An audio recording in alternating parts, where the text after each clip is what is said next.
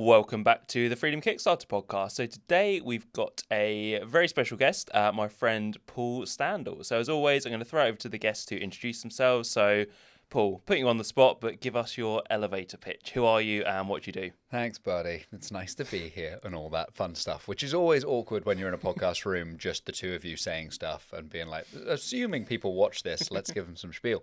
My name's Paul. I'm an online fitness coach these days. An educator would probably be how I would sum myself up. I help other PTs and online coaches have a physique that, doesn't make people look at them and go, really, you're a PT?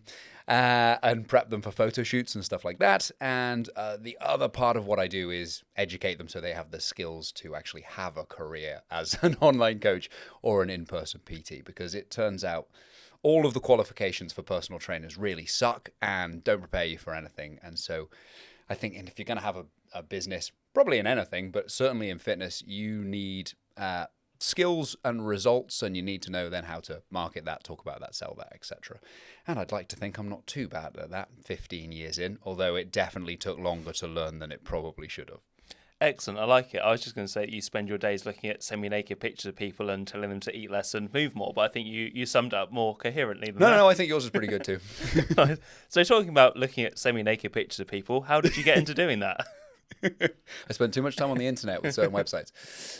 So I got into fitness probably similar to a lot of people in their teenage years because I wanted to get laid more, and turns out being overweight and spotty wasn't bringing the ladies in.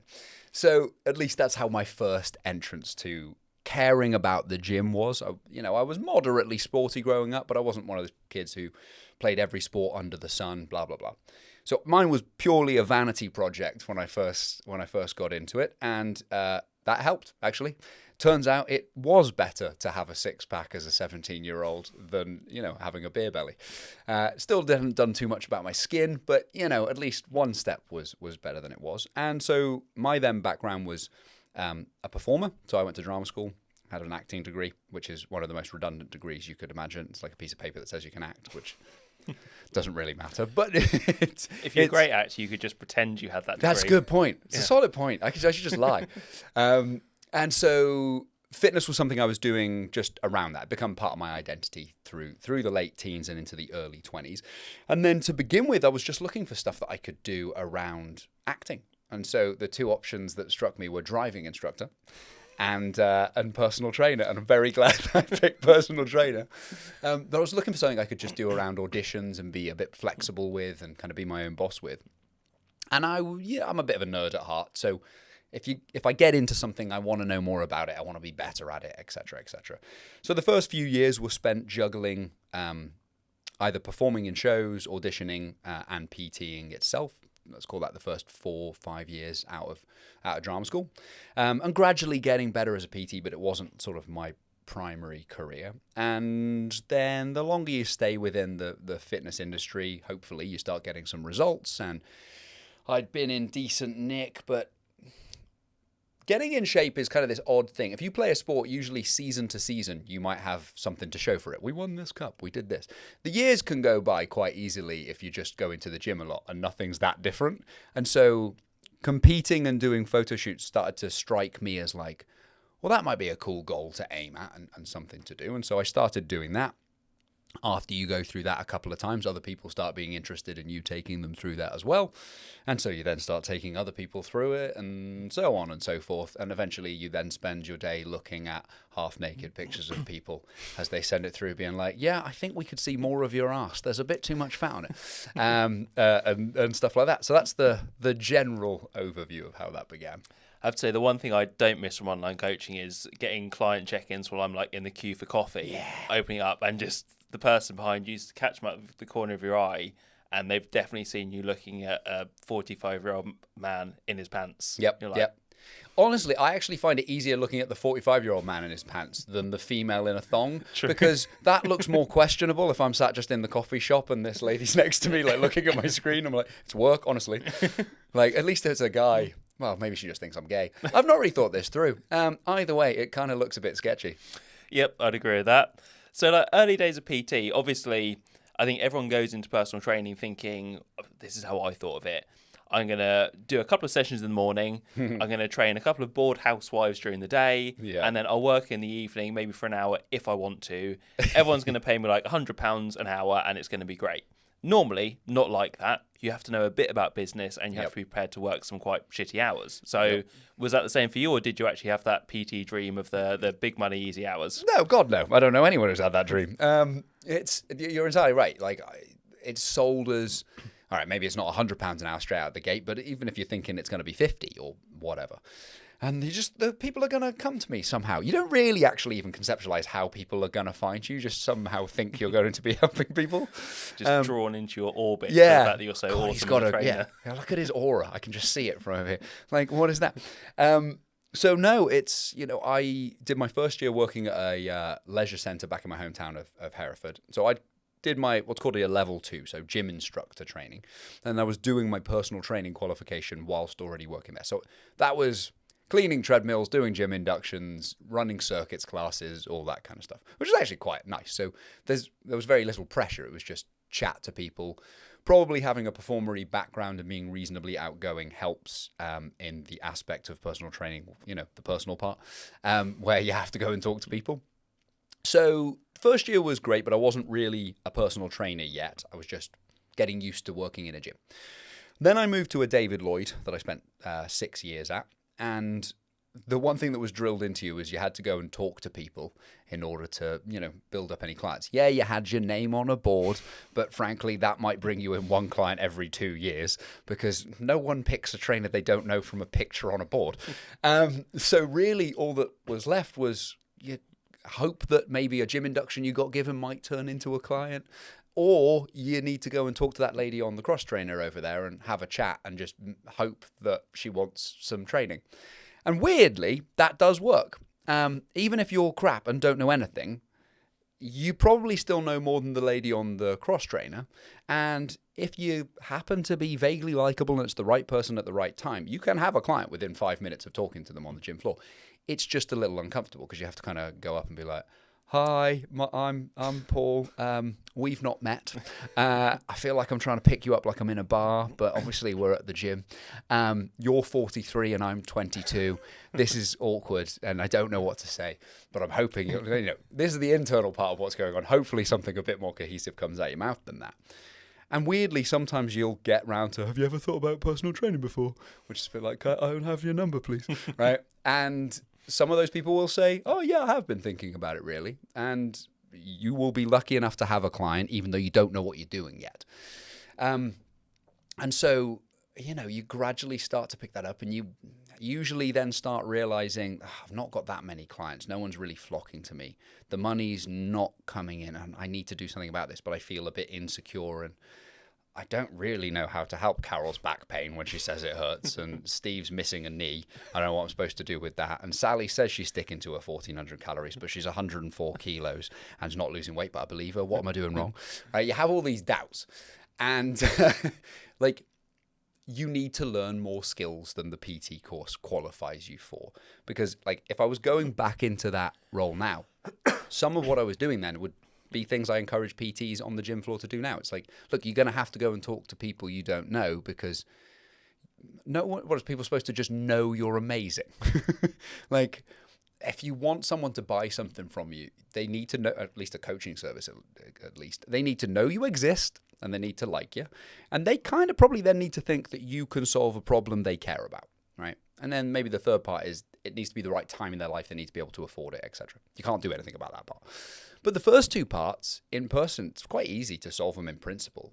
Do they know you exist and do they like you? Well, here's how you solve that. You walk up to them and say hi, right? And it's a bit awkward. So if you're looking for a basic script, you go with something like, hi, my name's Paul. We've not met. I've just started working at the gym. I just want to come around and make sure I basically know everyone who comes here. I want to see how you're getting on, how your training was going.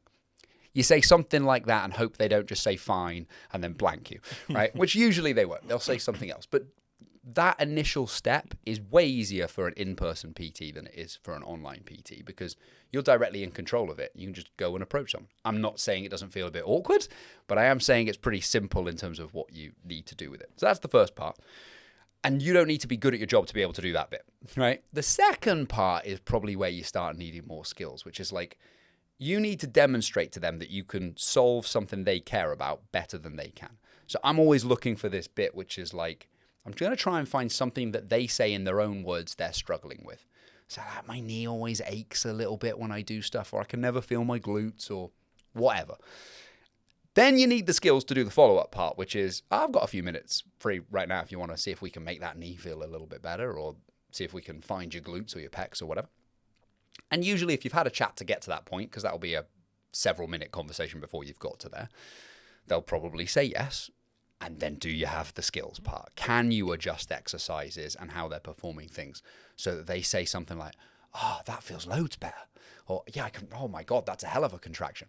Because if you can deliver that bit, then it's really, then you just go, you ever thought about PT before? Because you've overcome the first part of, do they know you exist? Do they like you? Well, they might not like you, but hopefully they do, right? And you've overcome the second, which is almost the harder bit, which is, do they think you're actually good at what you do and can help them in a better way than they know how to do themselves? And if you can do those two parts, and I would say to 2 people every day on the gym floor that you don't know, so that's 10 a week, 40 a month, 480 a year if you take 4 weeks off. You only need 15 to 20 people to have a perfectly successful in-person business. If you can't get, 15 to 20 people from 480 of those interactions, either you're hanging out in rural Afghanistan where no one has any money, or something's really gone wrong. And so it's, can we deliver that stuff?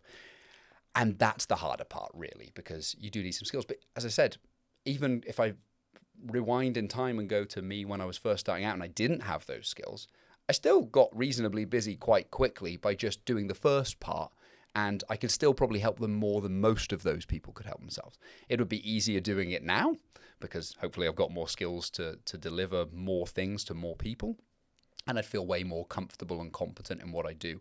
But the essence of those two things for an in-person PT business is going to be what you have to do, because those leads are not going to come flocking to your door just because you're awesome at the gig. So hopefully that answered that question. Yeah, I think that would have helped me a lot when I was doing gym floor PT, because I definitely relied too much on the board, and the fact that so many people might see my amazing 180 kilo deadlift at 10 a.m. on a Tuesday that they would come flocking to me. But surprisingly, that wasn't an overly effective business tactic. You probably should have, filmed it and just put it on repeat on one of the TVs and just been like, now they'll come.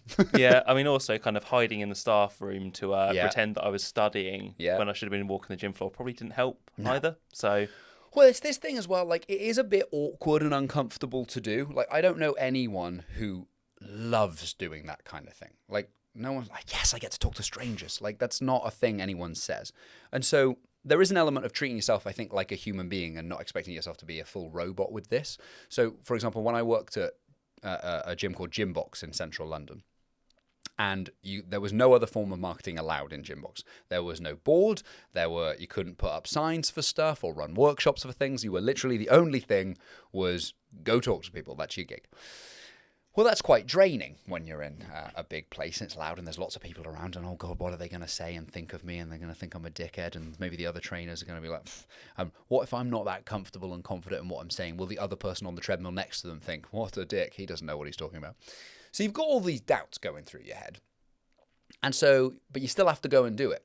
Well, for me, I needed stuff in between those interactions to kind of recharge and refresh. So I made a deal with myself, which would be like, right, once I'd had a couple of good interactions, whether they become a client or not, whatever, it had been a positive interaction, fine.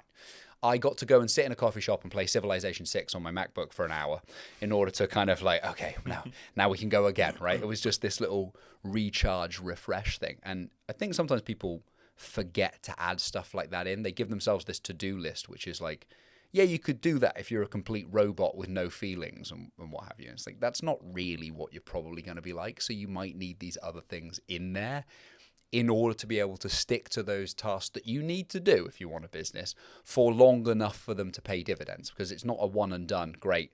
Oh, I did it for an hour and now I've got 40 clients. It's like, that's not going to happen, right? So if you're going to have to do this for months, probably, then how do you set yourself up so you don't burn out, hate it, and quit? Yeah, I've spoken similarly to quite a few people about this in terms of some of the stuff you might not want to do long term. You don't have to do long term, but you have to at the beginning, because ultimately there are certain things that have to happen in order for you to get the outcome you want. So you did, how many years in a gym was it that you did with in-person stuff? Yeah. 12 years. So I'm 15 years into being a PT. So, it was 6 at David Lloyd, a year at Gymbox, and a year before that was at just the leisure centre back in my hometown. So I think that takes us to 8. And then it was 4 years at a studio. So I then had been in a place long enough to have a crap load of clients around that area and was like, everyone want to come to the studio with me where I get a way better rent deal and get to keep more of the cash. And then across that, it had been gradually building an online thing and sort of juggling the two. And I stopped and went fully online 3 years ago. It's about 3 years ago now.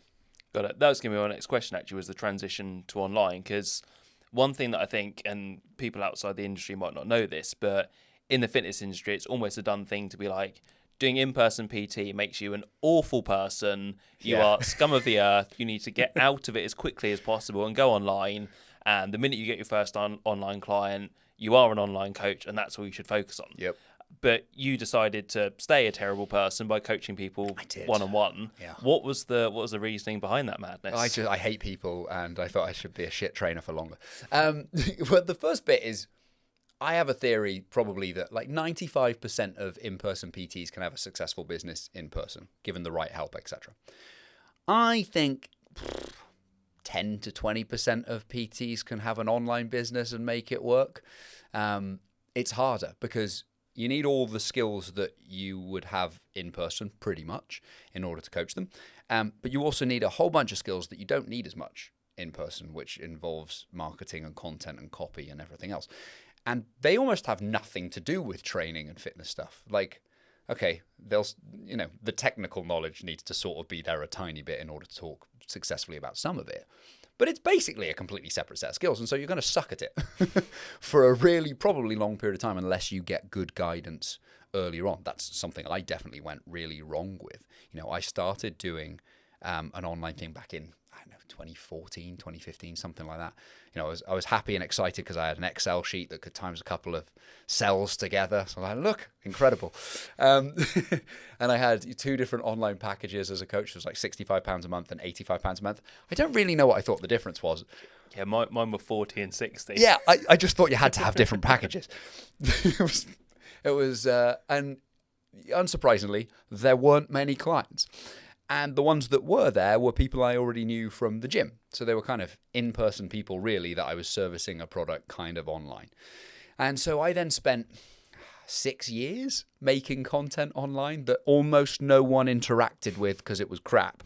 And because I didn't really think of it from a content creator or really an online coach's perspective. I was just kind of making stuff that I was vaguely interested in. I think the big shift in-person online, at least in fitness, is in-person you don't need to worry about things like a niche. The niche takes care of itself. The niche is, do those people go to the gym you work at and can they afford PT? If they can, that's the niche. So if they're 17 years old or 73 years old, doesn't matter. And it's one of the nice parts of, for me at least, being an in-person coach was the spread of people and the different things going on with their life, and that it was intellectually engaging for me to work with a kind of wider range of goals and problems. And so I was just like, well, I'll just, this bit of content will be about this sleep paper that I'd read from Ned Shaver that no one will care about, right? And this other one will be about, getting jacked, and this other one's about knee pain over here. And it was just, there was no continuity or through line.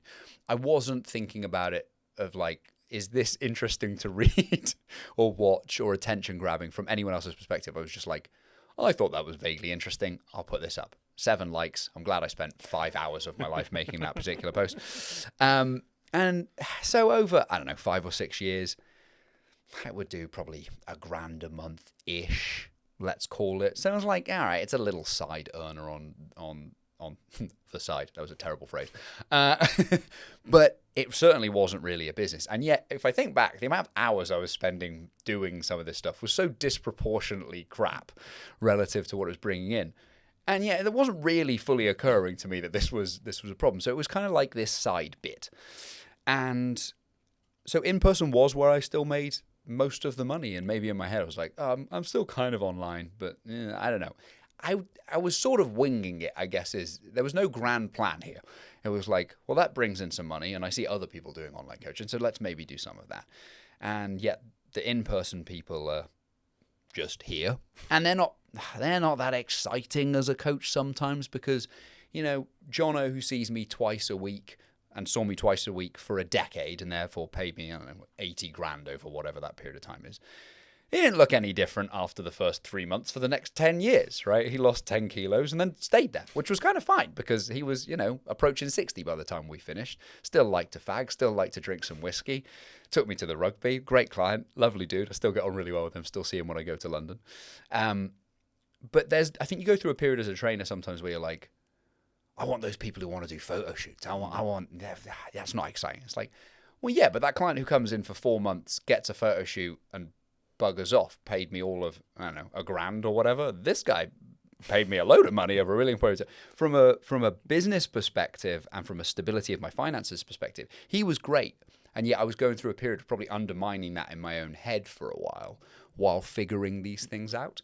So, yeah, online was there. The reason why I stayed as a terrible person, keep doing in person, was it was where most of my business was. And it's also, thank God I did, because I think it's where it's where you learn what you do. And so many claims online exist from morons who've never done the damn job, who are going to tell you that this one cue, this one tweak on an exercise is going to solve everyone's problems. And I'm going to tell you it won't, because you're going to have another client who you say that, I want you to just think about squeezing this muscle when you do that. Like, I feel it in my earlobe now. What's going on? And you'll be like, I don't know. You're not supposed to do that. Internet biomechanics guy told me you wouldn't experience that. What are you supposed to do with that? Dismiss them? Tell them they're lying? Like, no, you need to figure that out. Or how do you coach an accountant to do a hinge? Because, you know, he has the body awareness of an accountant, and therefore every time he tries to do any form of hinge, it just likes a prawn taking a shit type position. You're like, what is this, Ian? Right? And you learn to coach and to take half of the crap that comes out of your mouth that sounds sciencey and complicated and simplify and actually communicate. I think the big thing that you learn in person is communication is not about what you say, it's about what they hear and what they can do with that thing. And so I think the job of a PT is to be right, is to be helpful, not to be right. It's not to be right. All right. It's to be helpful, not to be right. And I spent way too long trying to be right. I was concerned with what the science said. And as a result, I wasn't really hearing my clients. I wasn't listening. I wasn't helping as best I could. And without all those years of in real-time interaction of going, all right, let's try this little tweak on this split squat. And did it work? And I can just ask you right now, how's that feel? Oh, that does feel better. Okay, great, that one worked. Or, well, T-Nation told me that this exercise was going to be great for you. And if I'm an online coach, I'm just going to give it you thinking it's going to be great. And we've aged ourselves by understanding what T-Nation is there, by the way. Right. But I wouldn't get that direct feedback. If I make a tweak to someone's training plan now, I don't hear about it until they message me later on to say it. So if I make too many tweaks, good luck with them remembering how to do all those things. And you don't get that real-time learning that you get from being right opposite someone right there and going through that process. So I think God only knows how crap I would be as a coach had I not spent all those years doing in person. And we look down on it, I think, way too much because we think, as you rightly said, I get one online client, time to take off in the career, off we go, this is it, I can sack off this crappy gym. It's bullshit. Like most PTs, I think, can earn, let's call it 4 to 6K a month as an in-person PT, pretty much wherever they are in the country. I have a couple of my mentoring clients who work in around the kind of Newport, South Wales area. If you've not been to the Newport, South Wales area, it's shit, right? But they're still doing 5K months as in-person coaches in a shit, poor area because they're really good at what they do and have followed these kind of basic things. It's like, it's harder to earn the equivalent 60K a year, I would say, as an online coach than it is in person. And we've somehow gotten away from that reality. We look down on it, and I think it's starting to shift. I think it's starting to come back, and I'm seeing more and more people go, oh yeah, all these business mentors promise me all the cash, and all I needed was a Filipino, VA to do all the work for me and a success coach, and I'll be rolling in cash. And that doesn't seem to have been the case. I've just given a business mentor 10 grand for not very much, and now I'm screwed. And maybe I should go back to the gym floor. So I think it's starting to switch its way around. I have no idea whether I answered your question there. No, I think you did. You also offended 90% of my audience who's actually based in Newport, but no, I think there's a lot of parallels for copywriting in my mind for that, because I think same thing in a sense. It's not quite that in-person feedback, but it's like I wouldn't feel comfortable coaching other copywriters to deliver better work for clients and to get more clients if I didn't have at least a couple of clients on my books already. Yeah, because I think that gives you. The people I work with, they test stuff very quickly. They're spending a lot of money on ads. They've got big email lists. So I'm like, okay, I get to see what's working in the real world now, and then I can pass it on to students. Whereas a lot of principles of direct response stay the same over the years. They'll always be there, but other stuff changes. So I think same with PT, I guess. Like the more you're doing it with people in person, the more you can then impart that to online clients. And just in that sort of idea, when did stuff kind of, I hesitate to use the phrase take off, but when did you start to see that actually you moved away from, like you said, those very in-depth posts that got 7 likes to the stuff that got more engagement, and it was like, okay, online's much more of a real thing now? Yeah. So around lockdown, probably. And I don't think it was necessarily just because it was lockdown, but Russell, this is random, but Russell Kane started doing these video posts where he's kind of ranting. Remember these? I was going to say, in my mind, I wondered if it was when you started doing your ranty videos. Yeah, it kind of was. Which, to give him credit, Gordon Greenholm was the person who gave me that kind of idea. And again, you look with hindsight and you go, how did I not learn this lesson earlier? So for someone with a performing background who spent 3 years of his life at drama school and then a bunch of years on stages and blah, blah, blah, you'd never have known that from my content, because it was the driest, most boring crap you've ever seen in your life. And Russell Kane, obviously not being able to go out because it was lockdown, took to making like stand-up-ish videos just in his living room, but he was sort of jumping all around the screen. So there's these quick cuts where he'd be over this side of the screen and then this side of the screen and then down here and saying all kind of manner of shit. And they're quite funny. And Gordon was like, you rant enough when I see you in person. When you've got this performing background, why don't you do something vaguely like that? I was like, that's a solid idea. And so, I started doing these things that I just called fitness rants, which was, as the name suggests, was me slagging off, I don't know, Crocs or CrossFit or whatever I could kind of think of that made me chuckle. And there was no value in it in an educational sense. It was just say stupid shit in a way that mildly tickled myself. Me in a room, leave the camera running for anywhere from 10 to 20 minutes, see whatever came out of my mouth. I might have a few bullet point notes on what I might want to kind of say, but let's see where that goes. Chop that down to eventually anywhere from 2 to 3 minutes usually of material. There's lots of material of me either giggling to myself, being like, no, you can't say that, that's stupid, or that's not going to work, or whatever. And unsurprisingly, because it turns out that Instagram is a place that people mainly want to be entertained on, that people started enjoying these. And it was, there's a message in there that other PTs would resonate with, because if you work within an industry, there are in-jokes. There are things we all either think or strongly disagree with, and, stuff you can bounce crap off. So I personally think, Crocs are just the worst shoe that's ever been invented.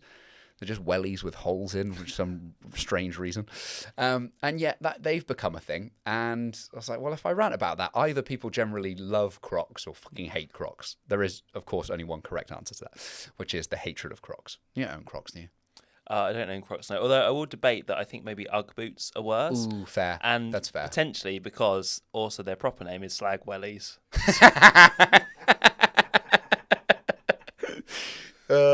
I need to do something with that. Yeah, fair. But I don't see Ugg boots in the gym in the same way. You know what I mean?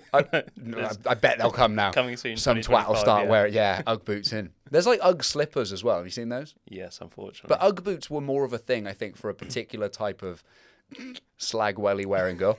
But that's like, 10, 15 years ago, Ugg boots were in their heyday. And they were awful. There'd be Ugg boots in like a velour tracksuit kind of thing. She'd definitely have kids by the time she was 19. And like 7 of them. Don't know how. But yeah, so anyway, you rant on that. You say stuff hopefully in a way that other trainers find kind of funny and wish they'd said themselves. So they'll share it a lot. They'll interact with it a lot. They'll do all that stuff. I was like, oh, okay, that started to do well. Now, again, I would still at this point be making this weird combination of content that had some personality and engagement and everything else and was doing well, and boring shit, because I hadn't fully crossed this bridge and put it all together yet. So, but 2020 and around there, I was like, okay, there's something in this that has a bit more of a personality-driven aspect to it. And then it was kind of gradual, really. I joined a company called the Muscle Mentors, and that was beneficial in positioning probably myself as more of an authority figure in an educational sense and helping PTs. And I'd gotten into the biomechanics world by this point. And so this kind of audience was starting to crystallize of, oh, I can help other PTs. I've been doing this long enough now. I have enough experience with this, blah, blah, blah. Okay, this is maybe more of a thing. And then gradually through that, and I was dating a girl called Laura at the time who had a successful online coaching business, and just conversations kind of we were having and how she thought of stuff. And even consuming, your content. And my own business mentor these days, you'll know Dan and Mike from now Business and Banter, who've been through a bunch of your stuff as well. And this copywriting world, and really I kind of half see that, at least from an online coach's perspective. Can I create content that articulates the crap that goes on in your head out loud in such a way that you go, huh, that's me, right? And if I can do that consistently in an engaging, kind of interesting manner, I'm in the ballpark of getting shit right.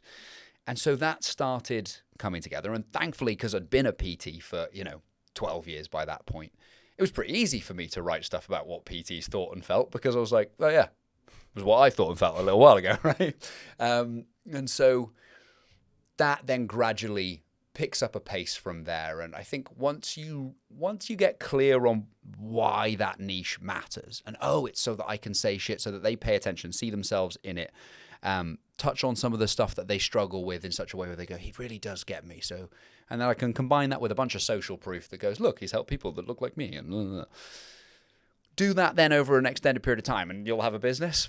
That's the big difference from the online side to the in-person thing.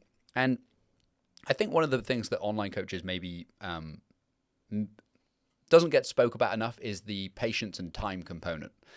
Like when we were saying with the in-person people, I can have a client within 5 to 10 minutes of meeting them. If I happen to be having a decent chat, I then show them something where they go, oh yeah, that's loads better. And I go, are you interested in PT? I'm like, yeah, right. And they've got like you can have a client within 5 to 10 minutes of meeting them. No one stable has ever signed up for coaching within 5 to 10 minutes of clicking the follow button on you. So the sort of lead time for someone to come across you, warm up to your stuff, start thinking maybe you're the guy for them is longer. And that can be, I'd say on average, it's about a year from someone clicking the follow button to buying something. They'll download stuff before that, and it's faster. I had, hilariously, a consult the other day with a girl who came across me 3 days ago. That's weird. But that's mainly because she had referrals from people she worked with at the gym that had done stuff with me previously, so that sped that up quite a lot. So you can find anywhere from like 3 to 6 months. That happens pretty frequently. I'd say a year is about the average. 2 years is pretty common. But I will absolutely find, had a consult a couple of days ago with a guy who's starting with me. Shout out Ryan, right? But he's followed me since the Muscle Mentors days, which was basically 2020, without reaching out for anything other than he come to some education events back in the Muscle Mentors days. But I'm like, do you know how much content I've had to put out, the hours I have stuck aside in order to get your damn business, right? It's fucking loads. And again, that's one of the big differences between the online and the in-person stuff. Is in-person, it's way quicker, I think, to build a business, because that trust component, that know-like trust that everyone talks about, you can get that really quite quickly in person. Online, it just takes longer. There's just no getting around that. So you have to be willing to commit to that slightly patient long game. And so I think most people's online stuff follows a bit of an exponential kind of curve at some stage, where you're kind of plugging along, you've got a few, and then, okay, we're good. So yeah, 2020 is when it really started. And then I would probably say from 2023 onwards, which is, to be honest, is when I went fully then in online. I stopped in person 2020, late 2022, tell a lie, be something around kind of then. And I was just spread a bit thin. I was like, I'm still doing in-person stuff. The online's going well. The education's going pretty well. But I'm everywhere and I'm a bit screwed with this. And so which one seems the most scalable now at this point is the most exciting? Okay, it's this. Which then you have to break up with your in-person clients who've been with you for a decade, and that feels bad. You're like, I'm sorry, it's not you, it's me. But they're all understanding because they've been with you for ages and they want to see you do well for the most part and all that shit. So again, I'm giving long answers to stuff and then forgetting whether I've really answered a question, so I'm going to keep ending them with that. That's totally fine. This is interview number 7 in like just over 24 hours, so I'm more than happy for you to talk away and I'll just sit here. He keeps falling asleep. It's awkward. So timeline-wise then, when did the like PT education stuff and the biomechanics come in? Was that in that 2020 to 2023 period? And had you always wanted to do that? Or was that more of one of these, people are asking me to do it, so let's make it a thing? So a bit of both. So the biomechanics stuff I started getting into in 2019, I think. And it was this first thing that I'd been, as I say, a bit of a nerdy kind of PT. I'd prided myself across all the years of, initially it was, Charles Poliquin and Paul Chek and T-Nation. Some of you in fitness will be like, who the hell are those? In that case, you're too young. And I feel bad for being 36, right? But they were the spaces where you got your info and whatever Arnie did, right? They were the where you'd get your info. And then they work better than the stuff you were doing as a PT who'd just done their level 3. But then you do start realizing that Poliquin's claim that I needed to give everyone 1 gram of fish oil per % body fat was a problem when I had someone with 45% body fat. And I was like, can you take 45 fish oil tablets a day? Right? And that's not working so well and blah, blah, blah. And so then I discovered kind of the evidence-based crowd, right? Which is actually where I first met you. Was at a Shredded by Science seminar, I think, that Luke Johnson was putting. Probably, which one it was? Like a Alan Aragon one maybe or something? Yeah, I went to that one and the Eric Helms one as well. Yeah, I did both of those, so it could have been either of them. Yeah. Was it maybe the Alan Aragon one in the View Cinema? Yeah, so in Leicester Square? Yes. Yeah, that's probably it. And, I mean, when's that? 2014? I think about 13, 14? Yeah, something like that. So then you nerd out on that. So it's Alan Aragon and Eric Helms and Lyle McDonald and all of that stuff. And that's great. And that's why I was writing posts on research papers that no one cared about, right?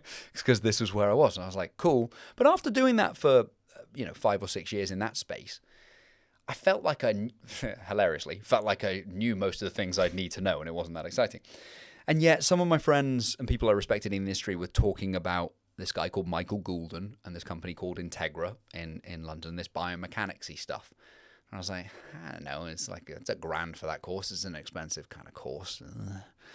And so after mulling it over for probably like a year, I finally went down to Michael's, he called it Foundations at the time. And he asked me, didn't just ask me, because that'd be weird, but he asked the group, like, how come a lat raise is harder here than it is here? I remember being like, I don't know, whatever, I was 9 years in or something, and being like, shit, I don't know. Because it is, like, anyone who's held a dumbbell there versus holding it here goes, yes, it is harder up here. I'm like, well, the dumbbell didn't get heavier, right? Like 10 kilos is 10 kilos here and 10 kilos here. I don't think gravity on Earth changes this wildly between these two differences that I've got. So I'm like, what is it that I'm missing? And then, he starts explaining this stuff, that there's a kind of leverage that a load has to rotate a joint, something we would call like a moment arm, which you're like, what is that? Right? I think of it as just being leverage. And that we can manipulate these things. Where do I put it? How do I adjust this? If we go into the gym and we change all these things round, and these exercises started that I'd done for over a decade of my life, I was like, that leg extension feels wildly different than any leg extension I've ever done in my life. What the hell was that? Right? Suddenly I was excited, right? Because this was new shit and I could see it, and it was clearly physics. Physics is pretty hard to argue with, and you could feel it when you did stuff, and it was different. And this kind of, it was a bit like the Matrix kind of moment type thing. And I was like, there's a whole world here that I've not been seeing, and is exciting. And why the fuck don't we know this? This should be the foundations of what we know. I think of training as it's applying forces to anatomy. That's all biomechanics is. And yet most biomechanics stuff at universities is, looking at long jumping and javelin throwing and sprinting. It's like, you don't need to know any of that as a personal trainer, right? You need to know how to manipulate exercises to make someone's knees feel better, or to get a better contraction in their delt when they do stuff. Blah, blah, blah. And so that was this. And then I just kind of immersed myself in that world because I was a nerd. And so it was then going away and, I went probably too far down the rabbit hole of doing lots of algebra and calculus for a little while because I wanted to know the forces side of things. And that led to doing everything that they did. And then it led to going to Oklahoma a lot for the founder of this company called RTS, the Resistance Training Specialist, which is kind of like the godfather of biomechanics. And I've spent 6 weeks of my life over in Oklahoma with Tom now, and there's only 3 or 4 of you at a time. I'm off there next week, and it's weird to just be sitting at a bar getting drunk with just me and Tom Purvis. Sometimes I'm like, this is cool and slightly surreal, and I can message him and ask him questions now. And if you do that for 5 or 6 years, on top of all the experience you have practically as being a PT, and then bringing it back in and doing it with clients and going too far with stuff sometimes to the point, an old client of mine, Chris, I'd trained for, 7 years by that point. Still one of the best transformations I've ever had because she was 60 years old, had breast cancer, had half her thyroid out and lost 45 kilos and full 6-pack of abs and stuff, and really, really cool. But Chris, when I was into this biomechanics space really, really strongly, it was first starting out. One of the ideas that they play with is this thing that they call a full range challenge, or RTS calls a full range challenge, which is really just how do you make an exercise fucking hard at every inch in the movement, right? So that there's no point in a rep where you're like, oh, I can rest here. So like that bottom bit in a lat race, where you're like, oh, I could hang out down here and just chill. Top of a squat, I could just chill for a little bit, catch my breath and go again. It's, how do you get rid of that? So every bit of it just like, oh my God, it's so hard, right? And it gives you a really cool muscular kind of sense and feel when you can set up an exercise and manipulate resistance in a way to create that. And so I was nerding out on how you do this to machines and how you change stuff and how you... And Chris at one point was like, Paul, I'm enjoying the sessions just less than I used to because like every rep of every exercise is so hard. And I was like, oh, bugger. I'm doing that thing where I'm projecting what I'm excited about onto what my client's goal is, right? So you go too far, usually with anything that you're excited about. And then you kind of pull back to when is this appropriate, who for, and what their goal is, right? And so it just is, it's in the arsenal. If someone wants that, we can create that. If they just wanted this, there's nothing wrong with that. Let's face it, Chris had got great results without me knowing about biomechanics stuff, so it's not like it was essential, but it turns out to be great when we were working with a dodgy shoulder or the hip replacement, or it's great if I never feel my glutes. We're back at that thing, right? And so immersing myself in that world, and I still immerse myself in that world. I still spend... I go out to Oklahoma, 3 to 4 times a year for stuff. Michael is still a mentor of mine. I try and bug him most months, go and spend time with him. Like, if there's a big lesson I've taken for anyone's career with this, immerse yourself around good people, and you're probably gonna have to pay them because that's how that works with businesses. But sponge from them, learn, right? Apply that stuff. It's huge. It's been such a game changer in my own career. Like if I could do that earlier, I absolutely would. And then sort of that's why I joined the Muscle Mentors and was a part of their education team for that, was because I think combining a performing background with this shit meant that I helped explain it in a better way than maybe most would, because most people in education spaces are like really dry and boring. And they don't communicate. They say big words that they may as well have just mouth-fucked a thesaurus and been like, here you go, right? No one really understands what they're saying, but they're afraid to admit, I don't know what that means, because, they'll say something like, the moment arm is the perpendicular distance between an axis and a line of force. Everyone good now? Right? Like, no one knows what any of those words mean, right? You haven't helped anyone. They can't take that away. They can't actually apply it in a session with a client, and that's the fucking point. Because, again, your job is to be helpful, it's not to be right. So perpendiculars, like I was afraid to go, I don't really know what perpendicular means. I feel like it's sort of, is it like parallel? Is it like, it's like, no, it means right 90 degrees, like a right angle, T-shaped things. Like, oh, okay. But unless you can make someone feel comfortable not knowing those bits, or say it in sensible ways, or make it feel relevant rather than just look at what I know, then you're not really being an educator. Like, Greg Slater, right? From Lift the Bar Days. Greg has a lovely line, which is just that telling isn't teaching. And that always kind of stuck with me as like, yeah, that's right. And for me, when teaching or educating, a lot of it, it's the same principles as what you do in person. It's how can I create an experience where you go, oh, that feels different. That feels weird. That's, right? Because I remember that for myself. It's the words don't mean anything to you yet. They will eventually, but their experience where you go, that's really different to anything I've done in a kind of intriguingly positive manner. All right, now I'm curious. And I think if you've evoked my curiosity, a sensation, anything like that, I can then take you through the slightly more boring, dry bit that you're going to need to know at some stage, because I've got the buy-in. And I think too many coaches do way too much like talking and trying to persuade with like how smart they sound rather than create an experience. And maybe in the copy sense, that's a bit like doing lots of technical language rather than hitting on an emotive thing. It's like experience, like you're creating something undeniable rather than here's all these fucking 8 million features you're going to get with what we're doing. So yeah, it started kind of happening organically within that. And then that grew. And eventually when that company went its separate ways, me and a guy called James, who I work with as part of the education thing, we're like, let's do our own thing within that. And again, that grows and goes in various directions, and you start going, okay, there's a space over here where maybe there aren't that many people helping in-person PTs with the skills to develop that, or even the online people. Biomechanics is harder to apply online because some of the things you might want someone to, again, you're relying on them sending you video feedback, and some of your clients won't send you video feedback. And if they do, it's like shot between someone's legs and half of the image is a guy in socks, right? And you're like, what are you doing over there? And then some of the things you might want to manipulate, maybe you can't manipulate all that well because can you stick this band on this thing? I'm like, no, I don't want to do that. That's weird. You're going to make me do that. I want to look weird in the gym. So, you know, it's who is it appropriate for and what goals have they got and when do you roll that shit out? So, yeah, again, don't know if I've answered your question, but we'll go with it. That's right. We're just going to clip all those bits and put them in one long reel. So in terms of then, obviously, like you've got kind of, the way I see it, correct me if I'm wrong, but sort of 3 different offers. So it's online coaching, you've got the biomechanics stuff, and you mentor other trainers from more of a business perspective. Pretty much. How do you kind of figure out your messaging? So like your posting schedule, you know, what you're saying at the right time, or do you more kind of, is it more like personality-based marketing, and then you just let people know, I've got these 3 things, let's say? Kind of a little bit of both, to be honest. So in terms of like a content schedule, depends if there's a product that's coming out that needs to be sold effectively. So I run anatomy workshops, for example.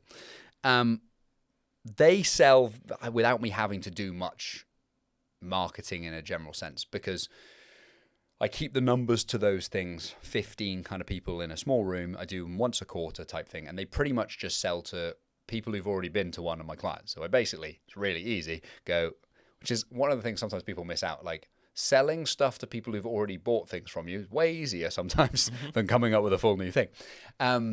So, you know, I will ping that out. Most of the spaces will go through that, and then I usually send one email to the email list, and the others are gone. Gravy, right? It's then a case of just making sure people know that's a product I have in the background by periodically mentioning it on stories or whatever. But that one's not particularly difficult to sell. If it's a bigger product, let's say we've got a 2-day education weekend or training product or something like that. Well, we know that that's going to be in June. So we're going to need a good few month kind of lead time on that. So maybe the next 4 weeks are us hyping up this thing that's going to be coming out, saying a little bit more about it, blah, blah, blah. And then the launch day goes here, and then they've got plenty of time before the actual kind of event. So the content for that will then be, I'm going to need a bunch of emails on it. I probably need a bunch of reels for it. There needs to be some more social posts, and I'm going to need to talk about it on my stories all the time, and blah, blah, blah. Stuff I'm confident you guys have spoke ad nauseum about, right? So that kind of shit. So that will have a more deliberate content strategy that's reverse engineered from the thing. Outside of that, in more of the like coaching is more of like an ongoing, you're continually selling it, mentoring, you're kind of continually selling it. So some of that from a day-to-day perspective is just messages I've got from clients that week on check-ins and shit like that. And some of them will just be as simple as share those to socials and be like, look, Luke has done this. You could also be like Luke, right? Or before Luke came to me, his life was utterly shit and no one liked him. And then since he's worked with me, his life's just surrounded by glory. Some of that might be something I want to turn into a longer form thing, how George helped solve his client's back pain that you might kind of relate to. And then I can tell a bit of a story from that, from where he started. George is one of the Newport guys, right? Or Jace, who's working in Asda as a trolley boy before. So some of that can just be kind of organically coming up as it comes through and resharing it. Others are, so I have a note on my phone that's just called content ideas. I used to do these separately, and then I realized now I have 2,800 notes on my phone that I don't want to go back through and lost. There's probably some great ideas in there that I've never turned into anything because I don't want to go through 2,800 notes looking for 7 that are all right. So content ideas. And then anytime anything strikes me as vaguely interesting or whatever, pop it in there. Right. I will then, usually once a week, pick a bunch of those different kind of things, be like, all right, let's flesh this out a little bit more and start writing on it. Although pretty much every day I'm doing some writing somewhere on something of going, and that can be re-edit. That one's nearly ready to go. Let's just tidy that up. That one's half there. Actually, that one's a bit shit and I don't like it anymore. Whatever those bits need to be. I tend to repurpose most of my content across multiple formats. So if I think it's a decent enough thing, then I'm like, well, then it should be an email and it should be a reel and it should possibly be the caption for something and maybe a carousel. And I'll just space them out a little bit so no one fucking knows. No one has ever once messaged me being like, didn't you make an email about this reel? They don't remember within those things. So then reel filming, I tend to do batches. So I'll have all these scripts that have then, all right, that's already gone out as an email. That's been sequenced as something. That's on that, but I quite like it. Might need a little bit of tweaking to turn it into a reel, just in terms of the practicality of you're filming a message rather than writing it. But usually not too much, especially as most of my reels are talking heads, just kind of straight to camera pieces. So that's a case of the script is kind of in front of me or just down from the camera. And I will literally just read a sentence, be like, okay, that's what the opening line is. Say that straight down the lens. Be like, am I happy with how that came out? Like, did it keep the same intonation from the last one, if there was a previous sentence? If no, I'll just say it again. Just leave the camera rolling. No one's ever going to see these bits. Right. And then the second line. And this sometimes is annoying if I've got a long sentence because I'm like, did I get that right? What the fuck was the next bit of that? So you just bosh it out. But there's my sentence. Blah, blah, blah, blah, blah, sentence. Blah, blah, blah, blah. And do that. And so those will be anywhere from 4 minutes of recording to, 15 minutes if it's a longer one. And I will batch make those. So the last batch that I made, I filmed 38 reels, right? And then I use a video editor for those these days. I think it's useful when you're starting out to do some of your own editing because you'll learn a little bit more about yourself on camera, what works, what doesn't, shit that you'll notice in the moment while you're doing something that if you've never done any editing wouldn't occur to you. Or like, I'm saying a line and I've looked away down here before the end of the sentence because I've looked too soon at the script bit and that's going to look really shit in an edit. So say the line, keep it going. Now you can look away for that little bit. So just basic stuff. But once you've gotten good and if your business is in an okay place, I think one of the first things you can hire that is worth a hire is a video editor because it's a time, what's the word? Time. It costs a lot of time. What's the word for that? Time consuming. Thank you. Right. Apparently I've forgotten the word consuming.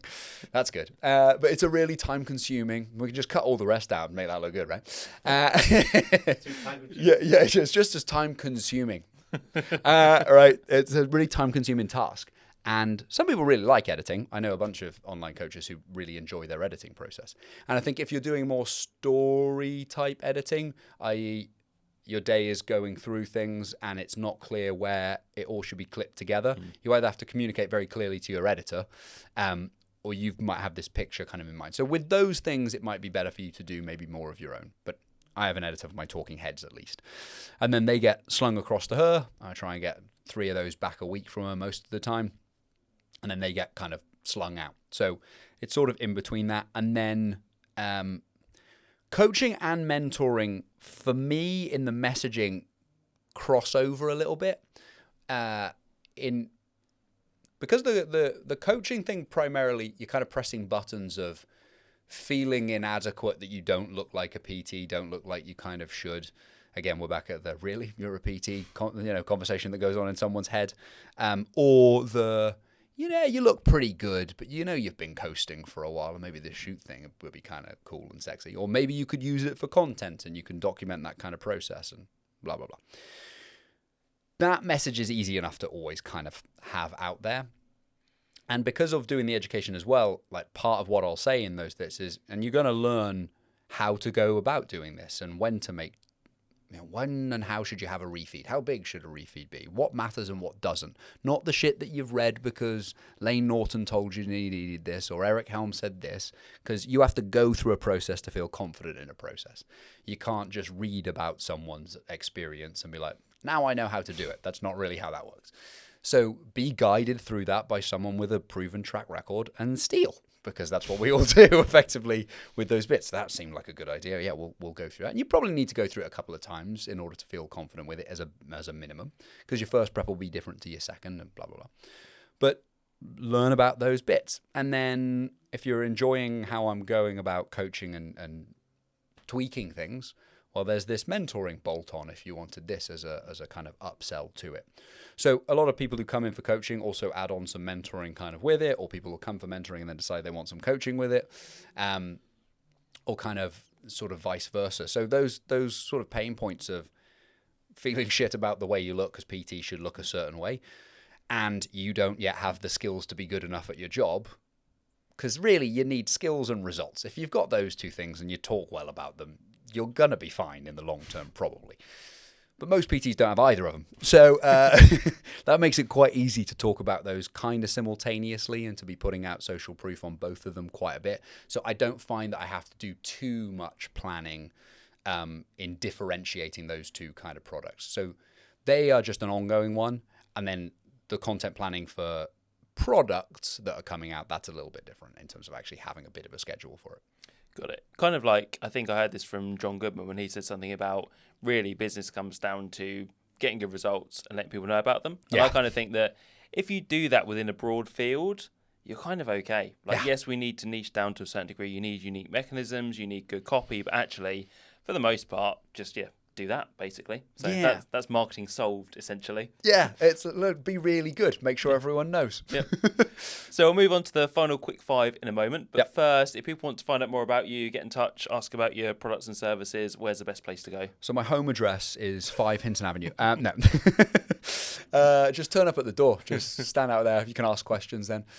I've never seen anyone say that answer before. It's always tickled me as a stupid thing to say. Instagram's probably the easiest social media platform to find me. So just search Paul Standell, Standell. You find me on there. You could also search the PT project, the personal trainer project, if you wanted to find more of the direct kind of educational stuff. But most of it is done through my personal kind of one. You can also, if you want to be more formal and send an email, you can send one to paul@thepersonaltrainerproject.com, and I'm sure I'm happy to answer you there. So those are the easiest places to find me. Perfect. So quick fire five. Yeah. First question. You could gift any business, marketing, copywriting, or mindset book to someone. What are you going to pick and why? How? So wait. So the options were, did you say fitness in there as well? No. I didn't think you did. No fitness. So business, marketing, copywriting, or mindset. I'm probably going to be cliched and go for like Alchemy by Rory Sutherland or something, because I enjoy the way he communicates, thinks about things. Even if part of me is not entirely sure how I would use most of the marketing thoughts that he has from Alchemy in a fitness business.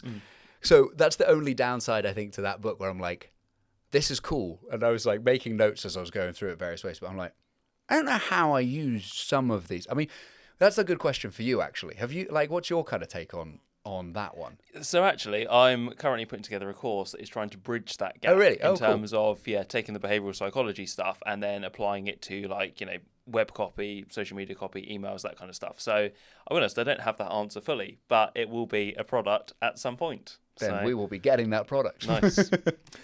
Question number 2, we're going for a coffee and I'm buying, what are you having? Usually, I'm pretty bored. White Americano is my usual kind of drink. But if it's hot and we're somewhere nice, I'll go with a cold brew. Cold brew doesn't get enough love. Cold brew is far superior to an iced Americano. So superior. And people don't realise. No, it's not even close. It's a way smoother brew. You go into a coffee shop, can I have a cold brew? Oh, we're out. I'll do an iced Americano. No, it's not the same drink. It's bitter. That's not what I've come for. Yeah. No. And I I think the first time I ever had a cold brew, it was like 2018. I think I was in Singapore. I'd not heard of this. I was just in a Starbucks and they were like, it had a tap one. I was like, well, that then? It's like, this is the best iced coffee thing I've ever had in my life. I was like, just lived off those for a while. Yep. But it's hard to order a cold brew in the wintertime in England. Just feels wrong. Agreed. Question 3, you're in charge of the internet for a day and you can get rid of any social media platform. Which one are you going to obliterate? Pinterest. Fuck those guys. No, I don't know. Does anyone use Pinterest? Pinterest is just home decor. It would be funny to obliterate Pinterest and to figure out what my girlfriend would do for home design if Pinterest didn't exist as a platform. I do like the fact that when he was banned from everything, Donald Trump was also banned from Pinterest. Was he? Yeah. Why? I don't know. What was he doing on Pinterest? He's been wiped from Twitter, from like Instagram, all this kind of stuff, and Pinterest. Pinterest is no one even Pinterest. Can you make money on Pinterest? Do you know anyone who's ever made money? Do you know any marketers on Pinterest? No, but that's it's a niche. How would you go at? I'm like, I don't know what you. It's just searching for home decor, isn't it? Is that mainly it? We'll figure out a way to monetize it. I'm sure there is. The other thing I've looked on there once for was like how to tie a tie in different ways. You know that thing where you always forget how to do a Windsor knot or some shit because you do it like 3 times a year for weddings. Every time I have to re-Google how am I supposed to do this tie. Maybe Pinterest. No, I'm just doing that just to spite Pinterest. TikTok, because I don't use TikTok and couldn't give a shit about it. Cool, that works. What was a Vine still a thing? Did that fold? Do you remember that? I remember it. Like the 4 or 5 second clips. It's gone. Is it gone? Just like it's dead. Dead. What happened to Vine? Yeah, that doesn't get enough thing. I'll go with TikTok. We'll fuck TikTok. Perfect. Question 4, you're hosting a dinner party and you can have any 3 people, living or dead. Who are you going to invite? So obviously you don't want Hitler 3 times. 3 people from history that I would invite. Julius Caesar, because that dude's fucking fascinating and I'm a history nerd. This is always a difficult one, though, from the perspective of, I'm assuming we all get to speak the same language. Otherwise, it's a really awkward dinner party that you think is going to be cool. I will allow you a 4th guest of a translator. The translator has to speak all these languages. Yep. So, yeah, I would go Julius Caesar. There's a historian I love called Will Durant that I would pick because he's just a wildly great guy. 3rd one, who makes an interesting dinner party guest in amongst those? Doesn't have to be historical. I know. It could be contemporary. Yeah. I think Stephen Fry would be a good combo in those 3. I'd be like, why am I? I'm offering nothing of value relative to you 3. Yeah, let's go Julius Caesar, Will Durant, and Stephen Fry. Perfect. I like it. And then final question, if someone wants to do what you do or kind of run a similar business to yourself, what's the best advice you would give them? Get mentors sooner, probably, to be honest. Which sounds like, you're just trying to get people's money. Like, employ me, obviously. But it's true. It's the long and short of it. Like, I could have got where I am in this career in, I don't know, half the time. Maybe a tiny bit longer than that, but something like that if I'd have just invested in good people sooner. Because if you work at an in-person gym, you're not surrounded by people who are great. You're just not. Like, they can be lovely people. I don't mean it as a criticism of any of the people I've worked with at various commercial gyms over the years. They can be lovely people, but they are not where you want to be in your business. They're not where you want to be with the skill sets to progress along. So they're not an aspirational figure. They're not someone you're going to bounce questions that you've got of how do I deal with this client or this thing's going on. You need guidance, and we don't have any in the fitness industry. It doesn't exist. We would be better suited with like an apprenticeship model rather than, qualifications, I think, in the fitness realm, because it's a practical gig. It's not a theoretical one. And so, I'd rather it was almost like a plumbing apprentice, like the personal trainer apprentice. It's like, yeah, you earn shit money for a buck. It's fine. This experience is going to stand you in great stead because you can spend time with people who are doing very well and bug them all the time with questions about how they do stuff and observe how they do stuff. So it would be get better mentors. And you'll need in-person ones. So if you're in the UK, I would say go and see Michael Goulden, go and do the RTS stuff. If you're more international, in the US, go see Tom Purvis himself or go find any RTS people. If you're in Asia, go check out Benny Price and Mark Slavin, who run RTS stuff over that way and a bit more worldwide, including in the Middle East as well. So it would be like, go and do RTS stuff as soon as you can. And then, surround yourself with great people. Like, get a good business mentor. I use Dan and Mike from over at Business and Banter. Dan's my business mentor for those things. For people who wanted to get in the online space and develop an online business, they're way better at that than I am, so go work with them. And that's one of the reasons I think I can say hire some good people sooner and stay with them for an extended period of time is because I still do that myself. And weirdly, ever since I really started doing that, my own earning and my own career seems to have skyrocketed. And I don't think I've used one of the cliched phrases of skyrocketed. Skyrocketed confidence. Take off. It's all that. Damn it. I've gone with a cliche. But so I feel comfortable saying that to other people because I still do it myself. I'm not asking you to do things I don't believe in and have my own skin in the game in by doing so. Find good people, pay them money, sponge off them for a couple of years at least. You'll thank me. And also do what they say. And do what they say. Yeah, exactly. No, I'm in complete agreement with that. So amazing. Thank you, mate. Appreciate Pleasure. that, Paul. Thanks for having me on, mate. No worries at all. I will put the links to your socials and everything down in the description. And any questions for me, any questions for Paul, pop them in the comments. Otherwise, guys, as always, like, share, subscribe, all that kind of stuff, very much appreciated. But I shall catch you on the next episode.